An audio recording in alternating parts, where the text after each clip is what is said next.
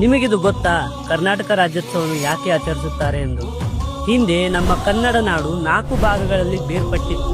ಮೈಸೂರು ಕರ್ನಾಟಕ, ಮದ್ರಾಸ್ ಕರ್ನಾಟಕ, ಮುಂಬೈ ಕರ್ನಾಟಕ ಮತ್ತು ಹೈದರಾಬಾದ್ ಕರ್ನಾಟಕ. ಬ್ರಿಟಿಷರ ಕಾಲದಲ್ಲಿ ದಕ್ಷಿಣ ಭಾರತವು ವಿವಿಧ ರಾಜ್ಯಗಳಾಗಿ ವಿವಿಧ ಪ್ರಾಂತ್ಯಗಳಾಗಿ ಬೇರ್ಪಟ್ಟಿತ್ತು. 1950ರಲ್ಲಿ ಭಾರತವು ಗಣರಾಜ್ಯವಾಯಿತು. ನಂತರ ಭಾಷೆಯ ಆಧಾರದ ಮೇಲೆ ರಾಜ್ಯಗಳು ರಚನೆಗೊಂಡವು. 1956ರ ನವೆಂಬರ್ 1ರಂದು ಮದ್ರಾಸ್, ಮುಂಬೈ ಮತ್ತು ಹೈದರಾಬಾದ್ ಪ್ರಾಂತ್ಯಗಳ ಕನ್ನಡ ಮಾತನಾಡುವ ಪ್ರದೇಶಗಳನ್ನು ಸೇರಿಸಿ ಮೈಸೂರು ಎಂದು ಹೆಸರಿಡಲಾಯಿತು. ಇದರಲ್ಲಿ ಉತ್ತರ ಕರ್ನಾಟಕ, ಹಳೆ ಮೈಸೂರು ಮತ್ತು ಮಲೆನಾಡು ವಿವಿಧ ಭಾಗಗಳಾಗಿದ್ದವು.